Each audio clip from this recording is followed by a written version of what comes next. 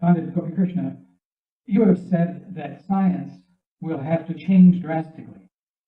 But if we now abandon science, won't that be a backward step in the evolution of civilization?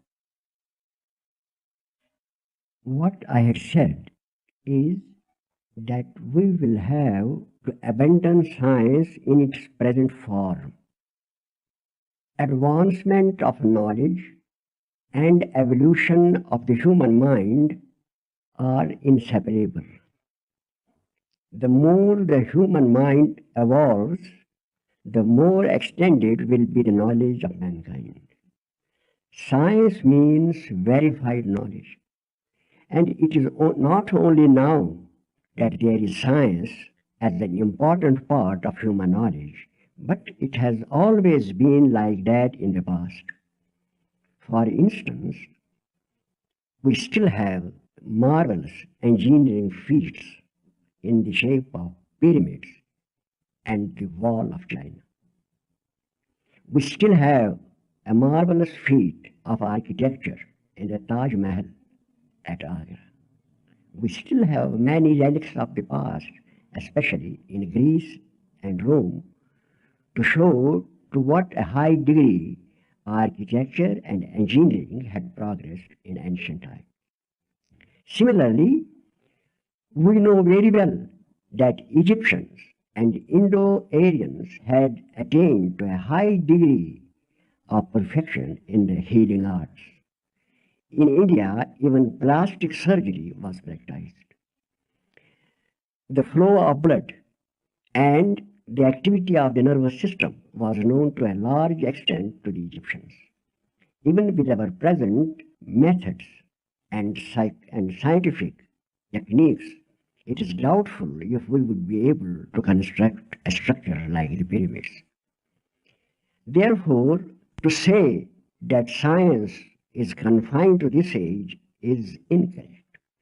What has actually happened is that the discovery of steam, electricity, and now the nuclear fission has given a boost to science which never existed in the past. If we were to eliminate these three discoveries, we would not be much ahead of the ancients. It is the knowledge of electricity and steam, and also other energies and forces discovered during modern times that is at the basis of the present marvelous technology, which is every day creating astonishing and new machines and gadgets.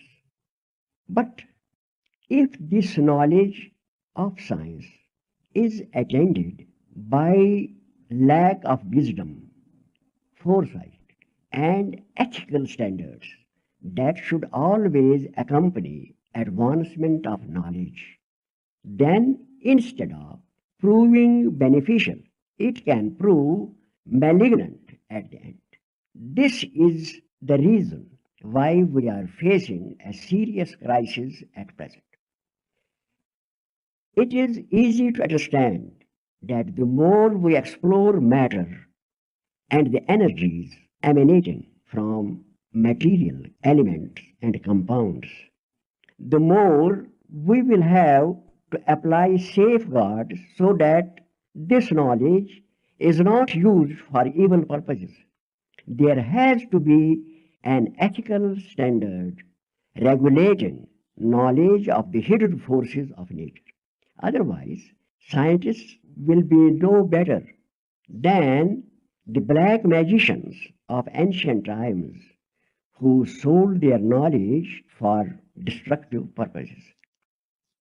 How can you acclaim a scientist as a benefactor of mankind who sells his talent to the highest purchaser?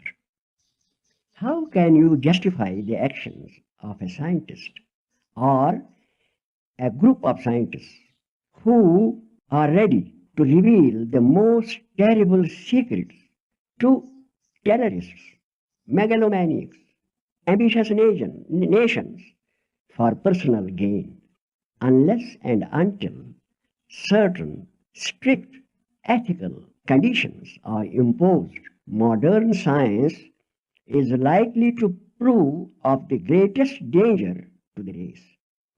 In fact, that danger is apparent even now. If we consider the situation dispassionately, we will find that with all the amenities and facilities provided by science, at this moment, mankind resembles a large herd of cattle fattened for slaughter. What will it avail if after decades or even centuries of being fattened on the discoveries of science, which will bring longevity, comfort, conquest over disease, and other such beneficial measures, the whole race is destroyed in one nuclear holocaust? How will it avail us? And what should be our reaction to a knowledge which threatens to destroy all life on the earth? What is of more importance is to have knowledge of human nature and to devise safeguards and protective measures that would not permit science or technology to be used for destructive purposes. Has anyone considered this aspect of the position? I don't think so. We are all praised for science. We are all dominated by science, but we never stop to think that it can also be the doom of the race. So, a knowledge which has in it the potential of destroying after providing all facilities and amenities to a nation or a group, it is better to abandon or to change its form so that it has only the potential for good and the destructive potential is eliminated. This is a very important issue which we will have to decide in the near future. The scientists will have to think twice over their position and to make sure that one of their fold or some out of their fold do not sell or purvey their intellect, their talents to groups or to people or even to nations which have the ambition to destroy their rivals or other countries in order to have their own way. Imagine for a moment what would happen to the world had Newton learned the secret of the atomic bomb. Would we be existing now? Would it be a happy race? Would it be a progressive mankind? It is very fortunate that the secret was withheld from him. But you cannot eliminate appearance of other Hitlers. So what is the sensible thing to do? It is to take the sting out of science, to make it sure that its destructive potentialities are kept in check through the application of international laws. This is absolutely necessary for the safety of the race. Otherwise, no one can deny the beneficial use of science. In fact, science is necessary to provide leisure and the needed degree of comfort to every member of the race so that he has time to perfect and develop himself. The aim of nature is that mankind should reach the target of evolution ordained for her. And for that purpose, science and advancement of nature are essential in order that the race has all the facilities and amenities that are necessary for her progress. But if science or abuse of science results in softening of the human body, degeneration, I should say emasculation of the race, it is then better to keep it under restraint or even to abandon it altogether. Only recently, a team of medical experts has stated that that the most forward country in the world, the richest and the most advanced in technological knowledge, that is the United States of America. The populations are losing their vigor, their strength, and their power of resistance of disease. Science may have conquered disease, but it has made the human frame more liable to chronic disease, more liable to mental disorder, and more liable to degeneration. What is that science of which the benefits are temporary, followed by consequences which are more damaging for mankind? This is not the only side. We have also to see that scientists are airing opinions without sufficient proof, which cut at the roots of religion and which are inimical to the instinctive hopes and aspirations of human beings. Don't you see that on every side, even Nobel Prize winners and eminent scientists are harping upon the theory of evolution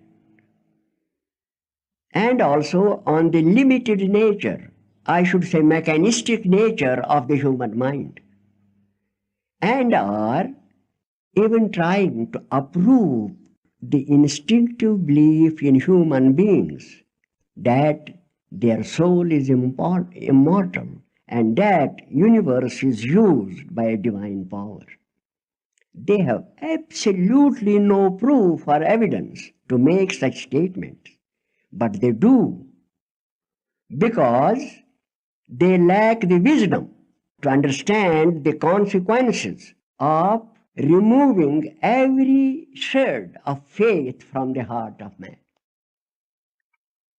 Do you think this is a service done to mankind when, without sufficient evidence, they ventilate ideas which are against the very instinctive hopes and aspirations of every member of the race?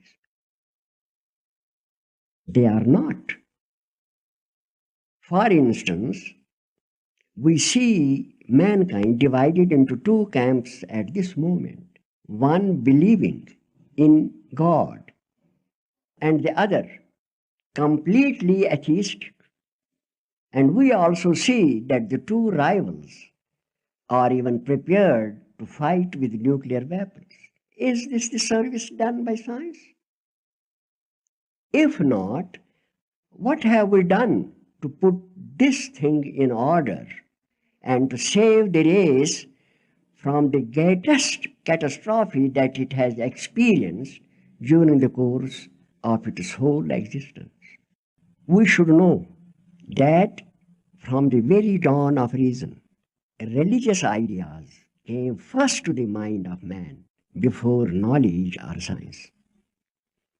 Wherever we go, wherever we examine relics of the past, there is evidence to show that there was a religious belief of some kind in the mind of the people of that time. How can we then dismiss this deep-rooted urge by just experiments done for a short span of time, which are also not providing conclusive evidence for the ideas we are airing? If science is acting in this way, and even if eminent scientists have not the wisdom to understand where they are leading the race, it is time that the common men and women call a halt to this race and reconsider what should be their approach to a subject which is fraught with such a danger for the whole of mankind. We have to consider now, in this age of advanced science and technology, we have to devise methods and to apply ethical standards to keep the race safe and to see that she proceeds on the path of progress without having to face the danger of annihilation. You have said that religion came first, before science. What is there in religion that is lacking in science? There is certainly something very important in religion which is lacking in science. Let us look at it this way. With which does science mainly concern itself? With the material elements, forces, and energies. This is primarily with which science started in the 17th century. Its main effort was directed to the exploration of matter. Even now, most scientists confine their efforts to research which is connected with something material. Psychology came in at a later date, but even now, many of the psychologists believe in the mechanistic nature of the brain and believe that in some way thought is the product of neurons and the electrochemical reaction in the brain.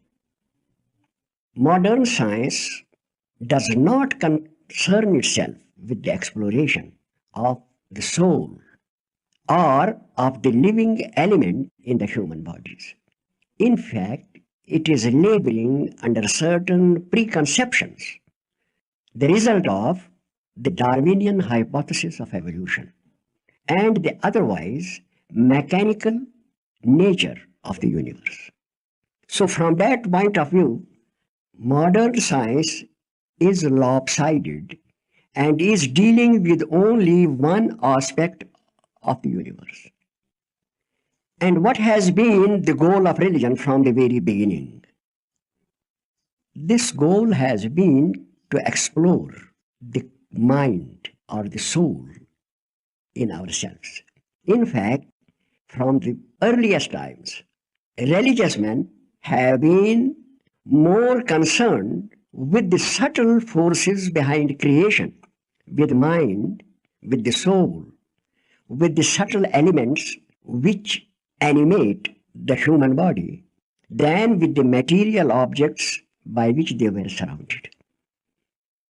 Now, viewed from this angle, we find that religion is concerning itself with one of the two elements which forms the human personality, that is the element of consciousness, while science is confining itself mainly to its corporeal aspect, that is the body, and the universe which surrounds it. So long as science continues in this way, the knowledge of mankind will also be lopsided. It will be more concerned with matter and its forces and not with the soul or consciousness. For the last 5,000 years, a certain body of what we know as illuminated sages appeared on the horizon, and each of them tried to guide mankind towards the other element which animates our body, namely consciousness. They have provided various explanations and various methods for reaching or exploring or even understanding that element. And these are embodied in the religious scriptures of mankind. It is mainly from religion that morality has been born. It is mainly from religion also that science has been born. We know it for certain that the beginning of science came from priests, whether they were Egyptian priests or Brahmins in India or the priesthood in Persia, Arabia, or Europe. The fact remains that the rudimentary knowledge of science came from priesthood, mathematics, astronomy, healing science, and other branches of science. The science, too, in that sense, is a gift from the religious instinct in human beings.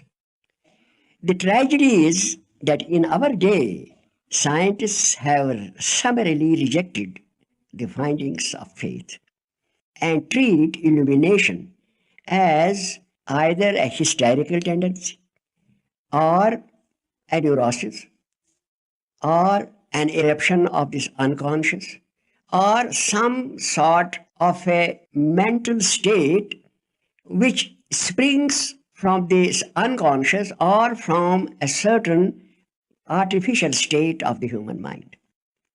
They are not prepared to believe that illumination represents a state of transformation of the mind, and that what the prophets of the past have said came from another dimension of awareness which is very rare and which is very hard to attain for normal human beings.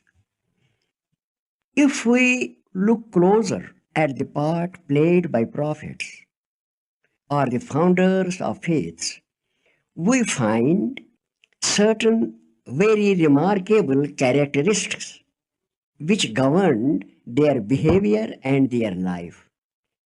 For instance, almost all the prophets prescribed a way of life for the followers of their faiths, a way of life which is antagonistic to the way of life we are following at present.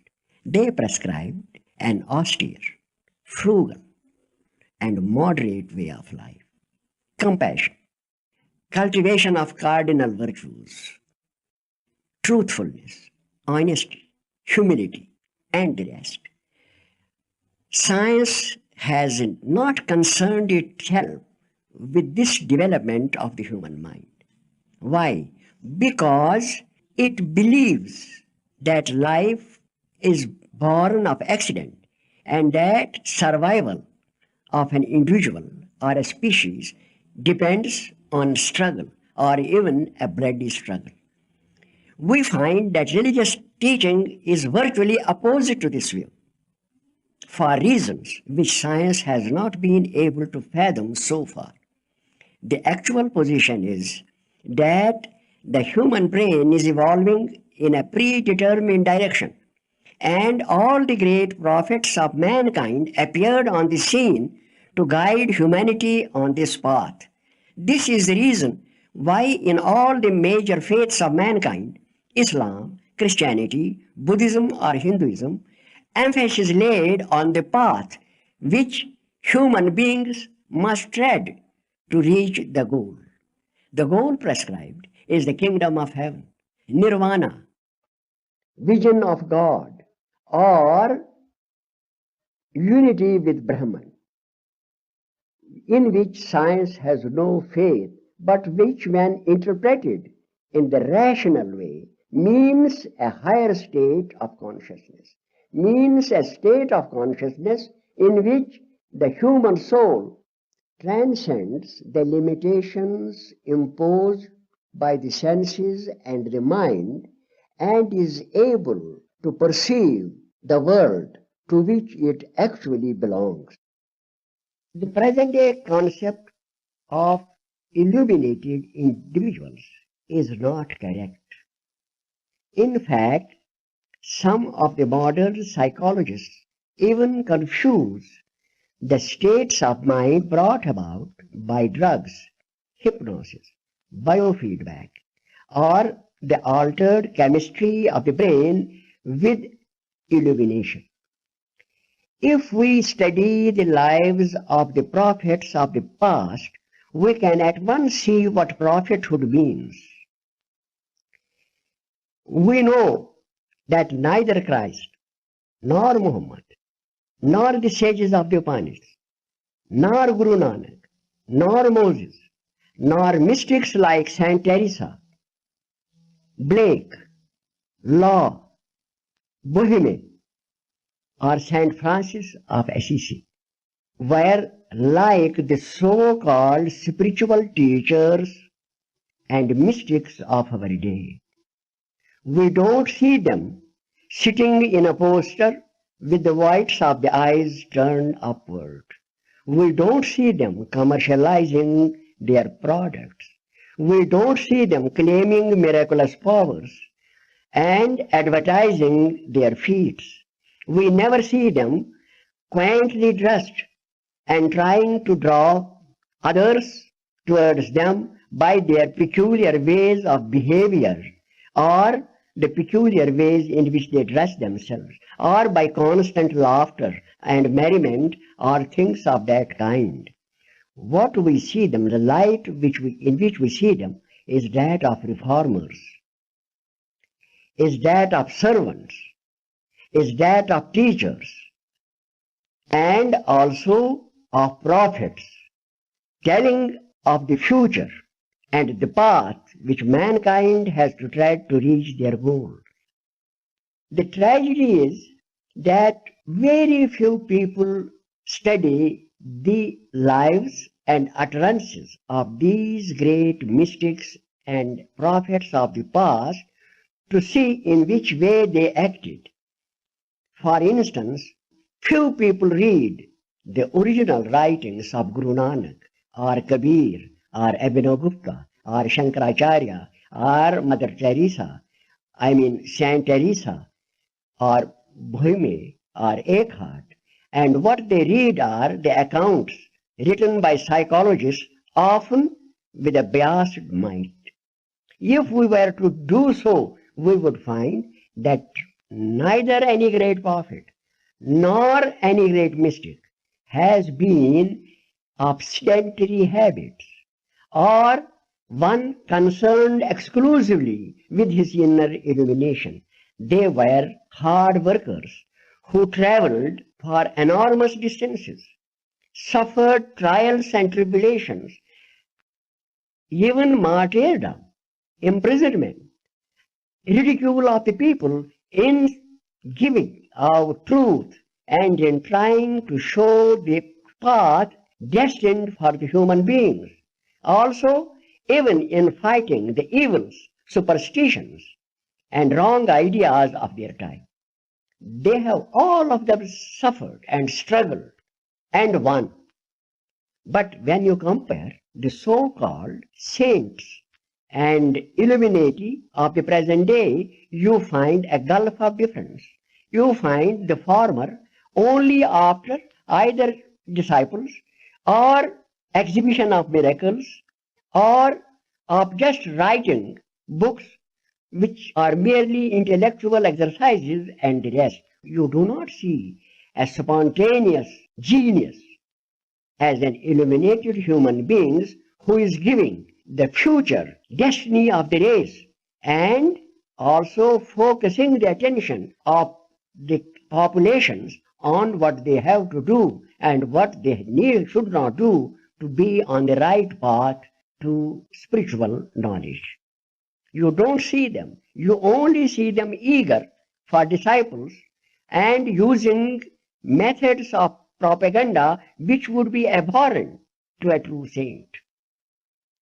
That is the reason why there is a misconception, even in the minds of scholars, among the illuminati. A truly illuminated person should think in advance of his time. He should be able to bequeath to mankind treasures of literature or new ideas, new discoveries, and new visions of the spiritual destiny of mankind so that the race may be safe and sound, may proceed safely on the path of evolution. If this is not done, then we merely have what we should say as people who commercialize their spiritual gifts. So now the enlightened sage fills a gap which exists in modern knowledge and modern science. He provides a need which neither a scientist nor a philosopher can supply. And that need is knowledge of the spiritual potential present in every human being and the path which is necessary to be followed, the way of life which it is imperative to be adopted to reach that stage of spiritual fulfillment which is the ultimate target for every human being. Do you talk about illumination and the important role played by the founders of faith and other spiritual luminaries from personal experience? If so, can you describe your own experiences? Yes, I am speaking on this subject from personal experience. This experience first started in my 34th year and has continued since then to this day. It will be a long story covering several volumes, but I would just mention a few facts which would show what characteristics are present in a genuine mystical experience. There have been several peculiarities in my transformation which need mention. One of these peculiarities has a special significance in relation to the traditional views about cosmic consciousness.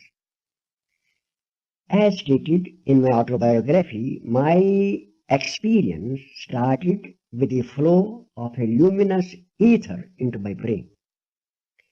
The first impact of this radiation was unforgettable.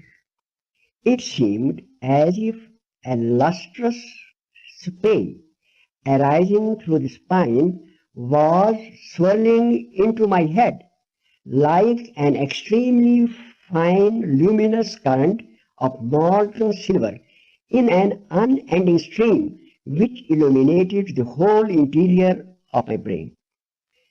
This inner luminosity never ceased and has continued with increasing intensity and volume to this day. I cannot express in words the wonder of this experience. I always am in an ocean of light. When I look outside on the world, I find everything illuminated by a silvery light, as if the whole of the universe is bathed in brilliant moonlight, with this difference that this light is not insentient but living and conscious. To me, it seems as if there is a luminous ocean of consciousness surrounding me, in which I am like a small piece of wood floating on the surface of an ocean. I attach the greatest significance to this part of my experience. In fact, it is in this aspect of my experience that I differ radically from the cases of conversion or inner transformation described in the books on the subject written in our time. Whenever I turn my attention upon myself, I invariably find myself floating in an ocean of life, a tiny speck of ego, surrounded by a lustrous ocean of awareness, spread, unbounded in extent, inscrutable and unfathomable to the intellect, and yet, for all its infinity and majesty, my own frail, humble self, at the same time, a pygmy and a cosmic conscious colossus at the same time. While in bed at night, I close my eyes preparatory to sleep. I see wave after wave of the luminous vapor rising into my head, making me feel as if I am floating on a sea of luminous clouds, stretching on every side as far as I can perceive. It is in the background of this darkly resplendent immensity that I let my mind wander from one thought to the other, as normally happens before the oblivion of sleep overtakes us. The only difference is that the thoughts I think and the images I evoke are also luminous, wrought of the same radiant stuff which now forms the fabric of my mind. In fact, a drastic change has occurred in the mind stuff which animates me and which I call as my own self. It is no longer colorless or dark or without any features, but resplendent and radiant to a high degree. The mechanism of thought which I possessed before the awakening, is still vividly before my eyes.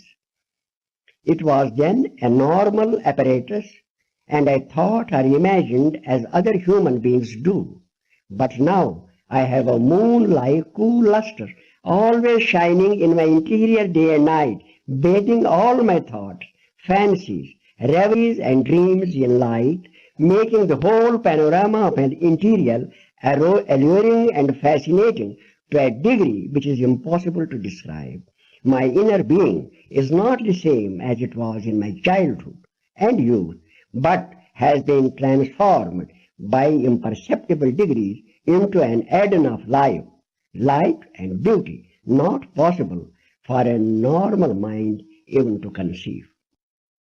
What I wish to make clear, with all the emphasis at my command, is that this splendorous inner state, this luminous pattern of mind, is not the product of magic, nor a miraculous gift won by divine favor, but the direct outcome of a biological transformation of my body. It is by a constant process of transmutation, which started in my mortal frame on the arousal of Kundalini 45 years ago, that a new, resplendent form of consciousness has developed in me, and that I now live, think, and dream in this state of consciousness as normal human beings do in theirs. I am sure of the authenticity of my conclusions as I am of my life. I am also equally sure that this organic transformation of the human body leading to this luminous state of consciousness can be demonstrated in a laboratory with the methods of science. Light has been a constant feature of illumination.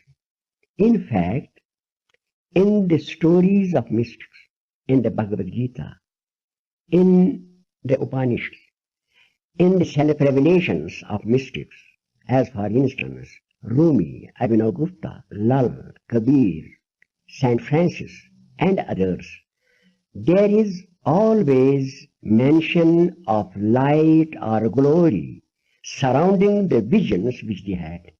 This means that light is an invariable feature of higher consciousness. I cannot say how it happened, nor what factors came into play, nor what grace descended on me, but the fact remains that I live, eat, sleep, talk, and work in a state of illumination which is always present in my interior. Is it because of this illumination that you now have a more penetrating way of viewing history, politics, and even the future?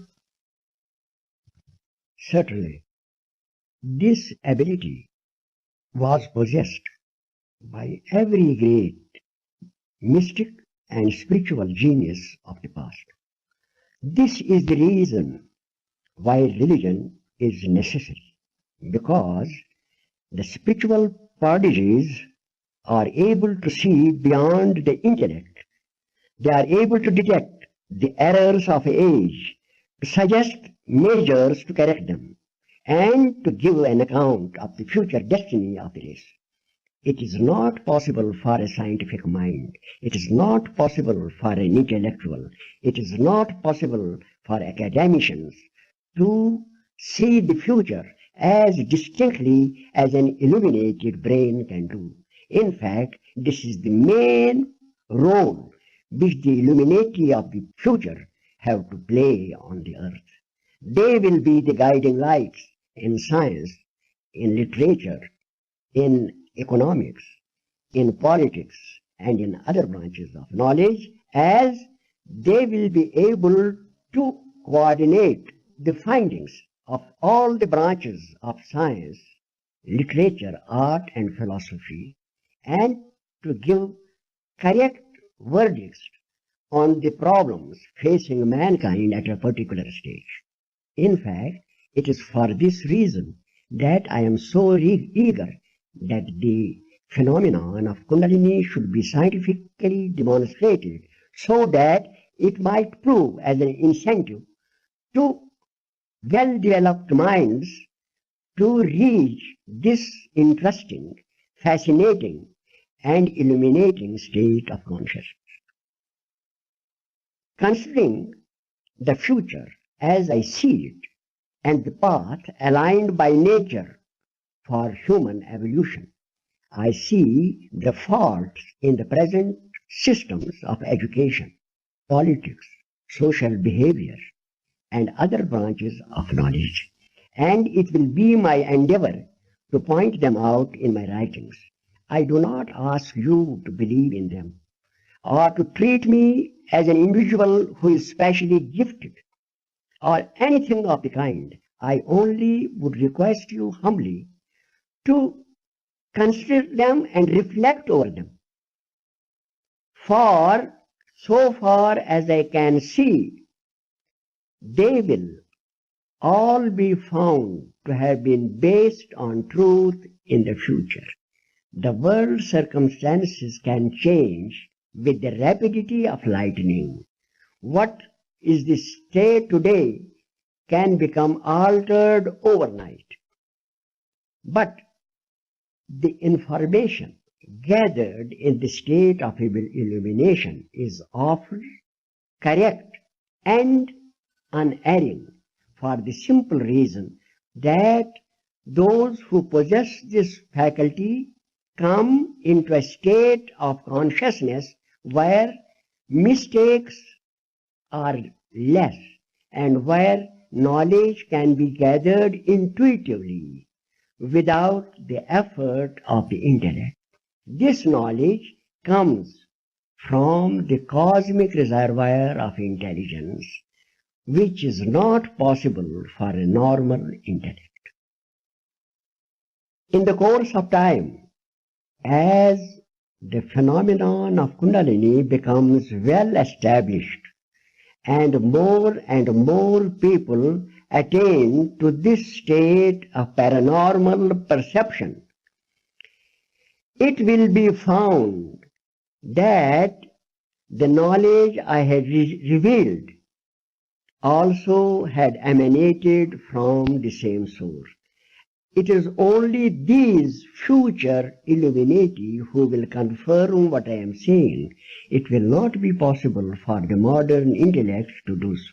Therefore, what I say out of my concern for humanity, out of the duty that I owe to mankind and to God. I say what I feel is right, whether it supports the point of view expressed by scholars at the moment or opposes it. But I feel it my duty to speak the plain truth as I see it in my inner being and as I see it written large on the future horizon of mankind. I am sure that there will be great changes in the life of humanity by the end of the century, and that the map of the world will be radically different from what it is now.